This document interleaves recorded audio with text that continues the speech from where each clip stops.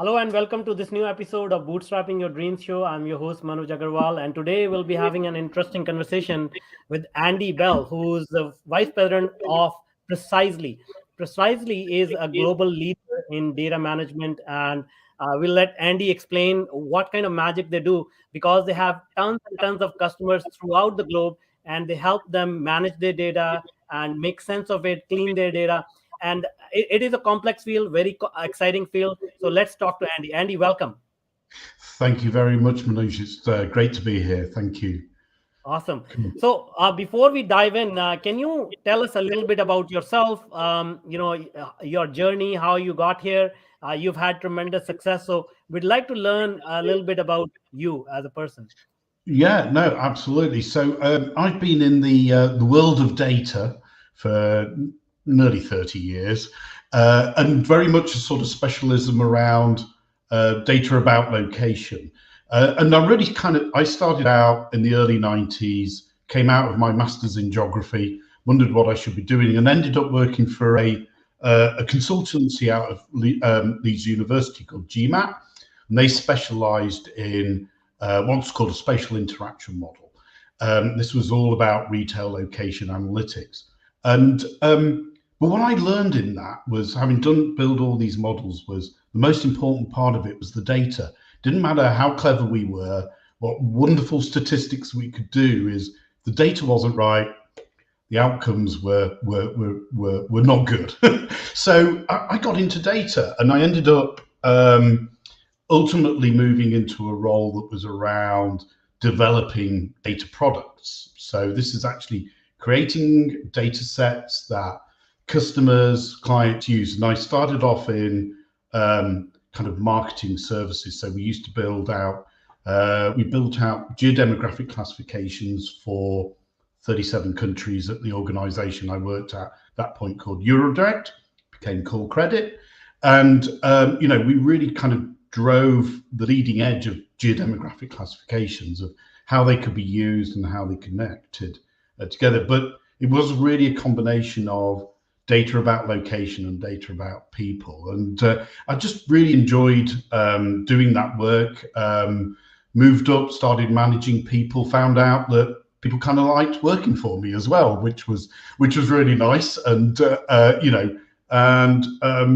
really kind of developed that capability around building and developing data products. I did spend a little time at the user end, worked with GlaxoSmithKline for a number of years, and that was just fascinating, kind of moving into a very large global business, understanding how you operated within that type of environment. And then ultimately came to the role I've been in for the last 10 years, which is basically running a global data business. So it is as part of initially Pitney Bowes, now part of Precisely, as we were divested of a couple of years ago, and really kind of building out an array of sort of global data sets that have location at the heart of it. So it's talking about the places we all visit, what types of businesses there, what's the streets, what types of people are there, what type of area it's in, can it get flooded, all of those things that we work within. And it's really exciting because we work with a massive diverse array of customers, insurers, reinsurance, financial services, retailers, technology businesses, and they really drive what we do as a business, but what I do as well in terms of driving those products. But ultimately, at the heart of it, I love a map, I love geography, and I seem to be very good at data. And bringing those things together as a career is, it's like, I meet a lot of young people and they go, well, what to do? And I say, well, I just do geography as my life. That's what it's all about, and I love it. And being able to be in a position within an organization where we really push to the edge of that is just really exciting. And it's kind of funny because I kind of sit and sometimes people say, how did you get where you are? And I said, sometimes I'm not really quite sure, but what I will know is that if I told 21-year-old Andy Bell, this is what you'd be doing in 30 years, I'd have gone, That's never going to happen. So it's really, it's great. It's great. And I've really, That's awesome. worked with a lot of really, really good, talented people over That's a that time. great story. I think one thing that I can take away from this is like if you just follow your passion, then enjoy it and bring value to other people. I think things fall into place, isn't it? It really, really does, and it is. That I think that is really, really important, because if you're not passionate about what you do, you're not really going to put the effort in, and you're not really going to make the progress. And to give you a completely side story to that is, my eldest got nothing to do with geography. My wife's a scientist. He's actually a professional dancer because he Mhm. turned out to really enjoy it, really, and is very, very good at it. And that's it. At 26, he earns all his money out of dancing. And if you want to look at it, have a look up Motion House Dance Company. It's really exciting stuff. Nice, nice. That's awesome. Yeah, I mean, I always tell I have two kids of my own, and I also try to figure out what their passions are and encourage them to go. Because let's face it, like the world is changing, and the typical careers of yesterday, being a doctor and an engineer or a lawyer, they don't really apply these days. I mean, everything is sort of so. It has changed. The world has changed quite a bit, especially in the last 2 years, isn't it? No, absolutely massively so. And my other half, up until very recently, was a teacher for 25 years. She says, "I'm trying to educate kids for jobs I don't know about. They don't exist yet. So how on earth are we meant to do that and guide them?" And and the last couple of years has just been tremendously disruptive. And actually, that's really interesting in terms of some of the products we've started to develop over that time. And one of those is around the use of human movement data, being able to combine that with demographics to actually start to go, okay, as we all kind of get out of this restricted life, how are we starting to change the way we move? Because suddenly we've all realized that working from home is actually quite easy and actually really good for us and good for the planet. That some of us are choosing to take different career directions, but it's also that how we're interacting with businesses and services is just changing hugely, and you've got to understand that. So that's been an exciting area for us to be able to kind of develop products around and help our customers understand those types of things. Yeah. Absolutely, absolutely. So let's dive into that data because not a lot of people can say they have worked with data for 30 years. I mean, data science is a very like a sexy term today. Maybe it got very popular maybe 5, 6, 7 years ago. But Yep. if you have been in the field for 30 years, you have a very different vantage point. You have a very different way of looking at things because you have seen things progress in a very different way. So a lot of people, they're used to GPS, using their GPS and saying, okay, just take me there, or looking for their favorite restaurant. But they don't realize a lot of things happen behind the scenes when they just tap that button, right? So for the lay person, can you unpack the importance of data? Like when we engineers get excited about data, like what is the real world implication of that for consumers, for businesses, for governments? Yeah. Well, the most important thing is getting it as right as you can. Nothing's ever perfect. And don't ever expect, in particular data, there's always problems in data.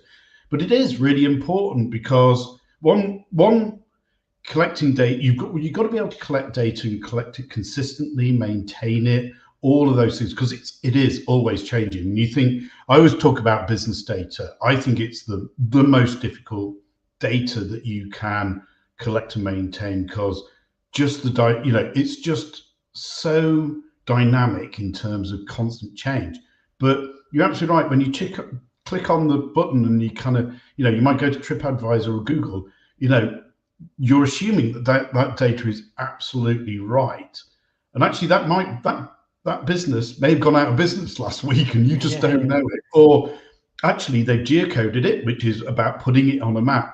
and they put it in completely the wrong place. Well, if you're in the wrong place on a map, you know, you're going to try and travel to it, go to it, and you go, well, I can't find it. Where the heck is it? It's meant to be here, but actually, Yeah. it's it might even only be a couple of 100 meters down the road, but you just don't know that. So, getting that and understanding, but it also is really important for businesses making decisions. You think around flood, where an insurer has got to understand, well, what's the flood exposure for this building or this premise that I am insuring, and actually getting a precise location of that building and a precise understanding of where the flood area is, so you've got to understand the height, how near you are to a river, all sorts of things like that. You've got to get that right, or else you either don't insure that property correctly. Either they don't have flood insurance and actually they should, or they've got it and they just don't need it. So all of those are real world impacts to both the businesses and to the consumers. So yeah, really, really important. And keeping it up to date. Keeping things up to date is so important.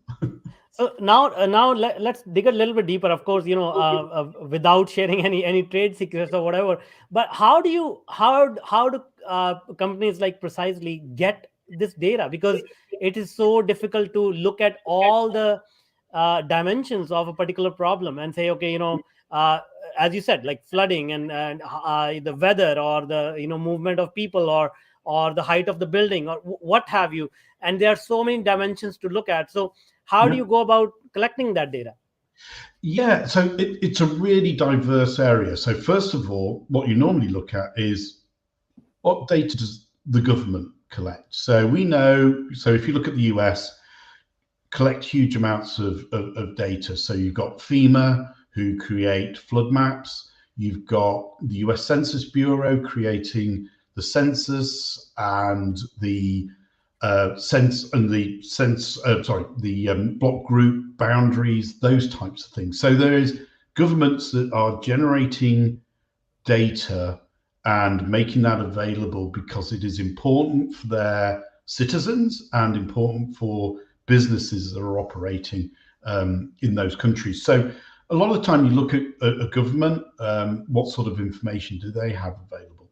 Then you go, okay, so in terms of a normal operation of a business, are organizations collecting data that can be combined and used in that way? So you'll get business data companies that are collecting information from businesses around, what's your address, how many employees you've got, collecting that information and bringing it all together to be able to create a business database.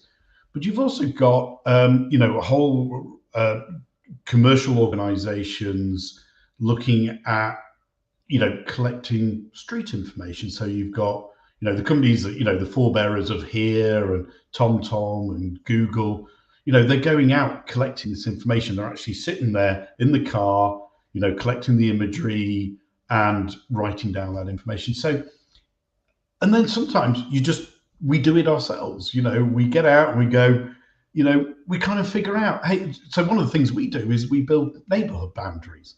They're not official, but we then try to define it around looking at other source information and going, well, we think that boundary's there, so we'll draw it. So yeah, there's lots and lots of ways around collecting data. A lot of it can be just what you'd call exhaust. So this company is doing this. Funnily enough, we're just getting all this information. It's really interesting for other companies. So they look, hey, we can monetize that and work. So yeah, it's coming from lots and lots of different places.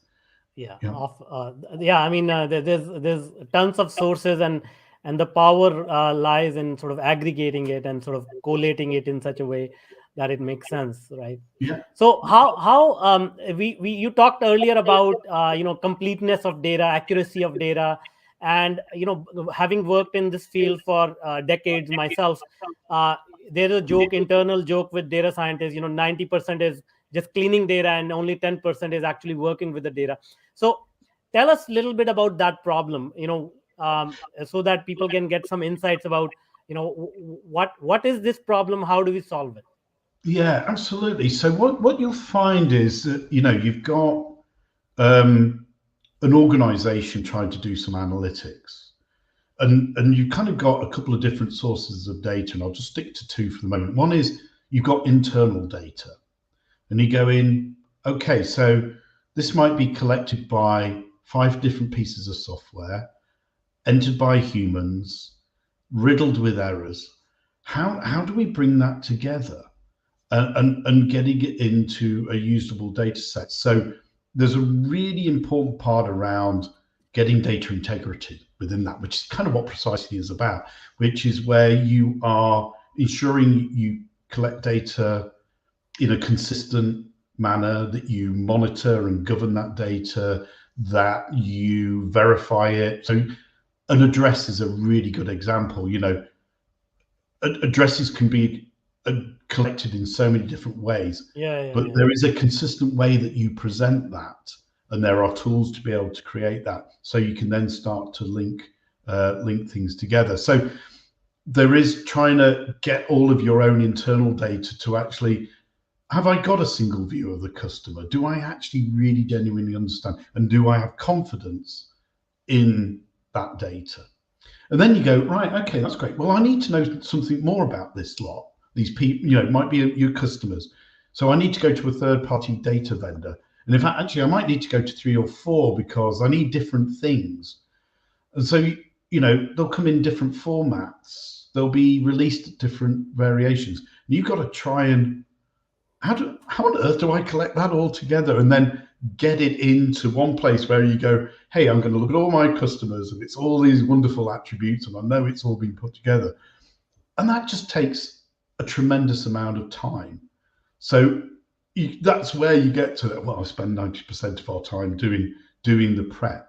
Now, so a lot of what we do is, hey, we want to give you tools and data in a way that reduces all that work. We're not going to remove it all, but if we can take you from 90 to 60%, you suddenly increase the amount of time that you're actually dealing with your business problem 4 times over.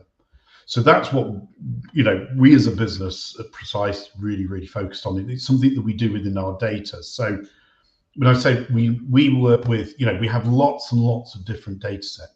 What we started to do is link it all together, particularly because it's spatial, makes it a little bit more complicated, but link it together so when a customer gets it, they're not going, oh, I've got to deal with like 10 different data sets here.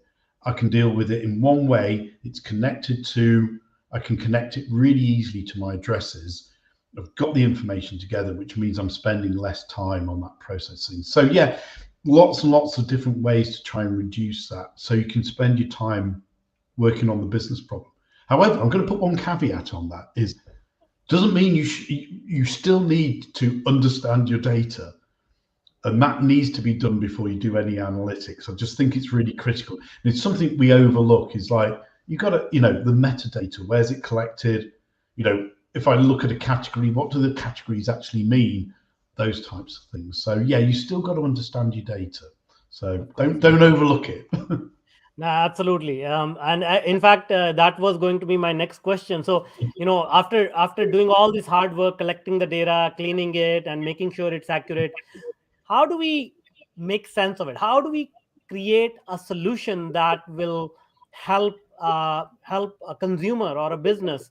I mean, that's yet another complex exercise, isn't it? It really is, and it's around how you can kind of bring all those different aspects, because as a business, you may only collect certain information about your customers. You need to know that wider context, and being able to bring all of those different aspects together and to be able to get to that, single entry. So you consistently know that's my customer, and this is consistently the information that we have, to be able to, understand them better, provide them better services, and also maintain that information. So if there is a change within it, that might be something that you need to act upon and do something about. But yeah, it is it is a real challenge to be able to get that. Great. And then, another aspect of data is this fear of privacy and security, because a lot of sensitive information can be inferred Hmm. about a particular person, about a particular locality, about a particular entity. So how do we address these kind of challenges? Yeah, I would say when you think about privacy, security, and data, privacy and security have to be the first thing you think about doing. So no matter what you do, that's where you start. So you have, and I think it's really around one, you need to understand your legislation. So we know that is varying, but it's really really important that you've got to grips with the legislation. What are the things you are and are not allowed to do, and also think about it. Well, what do I really want to do with that information that I'm holding? Is it appropriate? And just because you can do something doesn't mean you should. So I think thinking around privacy, and it's really is where we start every time. You've got to ensure that you've got the right policies, the right processes in place to ensure that you are protecting privacy, that you are not doing something that is really against the rules, but also that you have processes in place that when you do get a request about the information that you hold, that you can do that in an appropriate and effective and timely manner. Mhm. As for security, it's interesting actually. I think it's certainly over the last 2 years it's become so prevalent. It's you really do need to make sure that you're working within a secure and unprotected environment, and also about educating your employees as well, because it's like, well, what thing because you're bombarded with this stuff all the time. It's and you've got to think. I mean, it's like, I know, you know, we all have to go through our privacy and security training, it's like going really obvious things. If you get an email that's got an attachment, why on earth are you going anywhere near it? Those types of things. But it is so important to ensure that you've got good, strong security and privacy processes, and people who own those processes as well, and are making sure people are abiding by them. Yeah. Great. So that should make consumers feel more comfortable, because uh, if they don't know how these things are done, obviously it's always concerning for people. So thank you for sharing that. Now, let's talk about some of the mistakes that people make, or you may have observed, or the lessons you may have learned while handling this kind of data. Making use of this data, because let's face it, you have been around in this field for 30 years, but a lot of people are very new to this field. So what are some of the typical mistakes that you have witnessed people make while handling data or working with data? In terms of mistakes within data, I think making assumptions, assuming you know Mhm. what a data field really means, or assuming or um, making that assumption that if somebody's provided you the data, that it is what it is. So first of all, I think you've got to make sure that you're validating the data that you've got, and I think people overlook that all the time. In terms of they'll just put it in and they'll go, "Oh, I've never done any validation checks. Does this field that says it's a category with 10 categories, 1 to 10, does it actually have that in it?" Mhm. Because it is, and I know it does seem really obvious to us, but it's like, are you doing the validation checks and making sure that the data you think you're putting in is what you're putting in? So that those things are really important. It's also making sure. you you kind of understand the concepts of the data and what it can and can't do. And I think that that can be a real big mistake for a lot of organizations. They take some data and they don't, they're just thinking, oh, it's all right. It's, business data. I'll bring some business data in. That will help me with my models.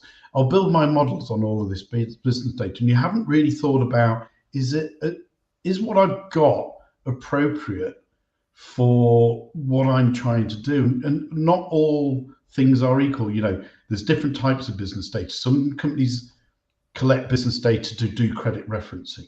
Some others do it for just having business listings. Those things can be very, very different. So it's on ensuring that you're not buying data that's inappropriate for your use case as well. So yeah, I think it is really important that you understand all of those elements as it comes in. Yeah.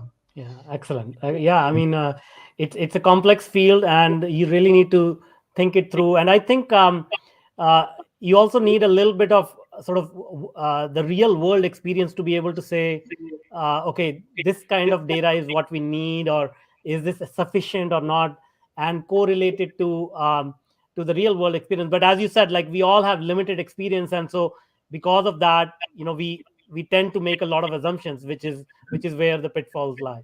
Yeah. And I think that gets into what I was kind of saying a little bit earlier is you do need to understand your data. Exactly. One of my favorite ones is zip codes in the US, postcodes in the UK and such like. But people forget. So when people are doing like location analytics, zip codes, boundaries, 5-digit zip codes are a really popular boundary to work with.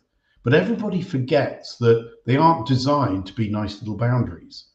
They're designed to deliver post. Yeah. And therefore, and it doesn't mean that the post do logical things, and they're not an official defined boundary. It is, here's all the houses that are in the zip code, where the boundary of that zip code could be anywhere. Yeah. So I get into a lot of conversations, why is it not accurate? And I'm going, well, there is no official line. Well, why does the line go the other side of the river? And I'm like going, well, I don't know why the post office has decided that those ones should be in that postcode, but they are. I know that doesn't make logical sense, but so it's like getting that type of understanding that, some of the things we do use are not always designed to do the nice, neat things that we'd like them to do. Absolutely. Yeah, I mean, the real world is much more strange place than what we think it is. Uh, uh, and then continuing this discussion forward, like, there's also a lot of talk about bias in data. So is that where the root cause is, like when we make assumptions, and that's where the sort of the bias creeps in? What are your views around it? Bias is an interesting thing actually, because it is, when you look at some newer data, well, no, a lot of data sources over the years. So if you go back to, the lifestyle databases, there was always a bias within those. What types of people really genuinely fill them out? Do they fill them out truthfully? Highly unlikely. That type of thing. And that type of bias, can continue in. So if you look at, if you look at something like location data from mobile devices, there'll be a bias around that, in terms of, what types of people are happy to give over the use of their location data. So they actively opt in. They're going to be a certain subgroup of people. You may also miss older people who may not have mobile devices, those types of things. So bias can get into it. Now, there are ways of balancing out that bias. Lots of statistical methods that market research companies have been very big on for many years, to say, hey, we've taken our sample and we've modeled it to the real world and blah, blah, blah, and all those types of things. But yeah, and I think that it comes back to making sure that when you're accessing data, that you understand the metadata. And the metadata is the data about the data. I think this is an area we're certainly seeing that is becoming more and more important. And you have to supply it as part of your data of where is it coming from? How have you collected? What methodologies have you applied to it? And how are you maintaining it? Because that'll help you understand what kind of bias might be introduced to it. And the other thing is, we're all human beings. Whenever you're processing things, if a human's involved, some form of bias will get involved, because we all have, our view of the world. So yeah, it is. I think really how you address it is ensuring that you are provided with good, accurate metadata, and that you take the time to actually understand that. Great, awesome. Um, Definitely, I think there's quite a bit of work to be done in that area. But I again, it's reassuring that we companies like Precisely, they take active measures to handle that somehow. Now, uh, data is has been around for since the beginning of time, but I feel like a lot of people are waking up to the idea of utilizing data for their business. That being said, do you find that enough people are still like enough industry leaders, executives, decision makers, entrepreneurs? Do you think they still are sort of up to speed in terms of what is the power of data? How can they leverage it, or is it still sort of in its infancy, the adoption of data and data science for business growth, for doing good for humanity and all that? Yeah, I would say I think it's in its teenager phase. Mhm. I think we've gone past infancy, but we haven't quite grown up yet. I think there is, I'm still amazed at how many organizations still don't use data as part of their decision-making process. No, you should never make a decision that is purely on the data. You've got to apply human understanding and really what you want to do. But having, I still think there's a lot to be gained, and a lot of organizations that really haven't truly engaged in the power of the data. And I think that starts with they haven't really engaged in ensuring that they've got good quality data within their business. And I think, that's a real strong part that as Precisely we really drive is around, hey, make sure you're collecting and organizing and managing your data in an effective way, because it's a massive resource for you. And if you get it right, it's going to give you a competitive advantage. And I think that's still very much the case. You see, those businesses that are getting data driven, and that's really helping them, and they're succeeding. You look at all the the major tech companies that we now see, across the board, they're data driven. Yes, they're building technology, but what sits at the heart of it is data, be it Google, Apple, Twitter, Facebook, you name it. That the data is the heart of those businesses, and you can see how they've used it to, gain the position that they have within the market. But yeah, I think there's a long way to go. We're starting to see more, chief data officers appearing, and you're starting to see more sort of C-level representation around data. But I think one of the interesting things is that I was going is don't get confused between technology and data as Yeah, well. yeah, So, and I get this all the time. I get people coming up and go, oh, we've got this, and I'm like, no, you're talking about technology, but about the data. yeah. Data Yeah, itself, the actual thing you need. I remember, I'll put this in. I remember when I first joined, got into my role at Pitney Bowes about 10 years ago, and software and data was our business, and I put this slide up, and it was just a blank white slide, and they go, what? And I said, that's our software without any data. A useless white screen. Yeah, I, that's funny. I That's nearly got funny. lynched, Yeah. but it's I true. Yeah, that's a great way to get the message across. Yeah, yeah, Yeah, yeah. awesome. All right, so this has been a great conversation. Now, one question I ask always my guests are, you've reached such a great heights in terms of your career's professional success. Uh, Tell us a little bit about what kind of mentors did you have? Did you have mentors who helped you during the course of this journey, and what kind of value did they provide in terms of helping you overcome some challenges, or see through some difficult times and whatnot? Yeah, I would say, over my career, I probably had two people that I would call my mentors. One of them. Second one was an official mentor. The first one was just somebody who guided me. And I would say first off was the former chief executive of a company called Eurodirect, became Call Credit, now owned by TransUnion. I joined them. I was the 20th employee. I think they're like 2,000, 3,000 people now and whatever. But and Mike Green helped me understand, one, the power of data, but it was also around a lot of it around about how you interact with other businesses, how you negotiate positions, and how you get what you want out of a relationship, a business relationship, that is.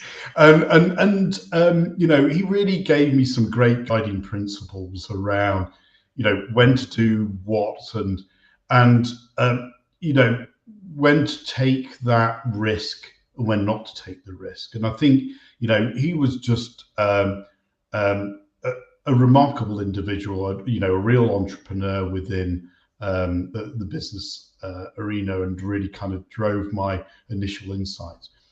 I would say later in my career, and I'd say up until about a year or so ago, I worked with Bob Gadotti, who was our president of our business at Pitney Bowes. And he was just fantastic around, have the confidence in what you know, Andy. Have the confidence to say your point of view, because what you know and what you've done is incredibly valuable, and use it to be able to progress the business. And he was just really, really helpful in terms of, then walking through how to use that to get through some difficult situations. Either it would be like, this client is just so unhappy. How do we work through the process of getting them into a better place? Or how do I work with these salespeople? How do I get their attention around doing the right thing and selling ourselves in the right way? But Bob was a great mentor, and a huge personality as well, and really helped me kind of get confidence in, actually, I know some stuff, and actually I'm quite good at it. Nice, nice. That's great. Yeah, that's the value of mentors. They help us see what we cannot see in ourselves. Yeah, absolutely. Because sometimes it's just a bit embarrassing, isn't it? You can go, I'm not Yeah. really, I'm British, and it's like we're not very good at that type of stuff. Yeah. Awesome. That's great. Well, thank you so much for enlightening information about data and taking us behind the scenes. Now, before I let you go, can you tell us, if people want to connect with you and they want to interact with you, what is the best way they can reach out to you?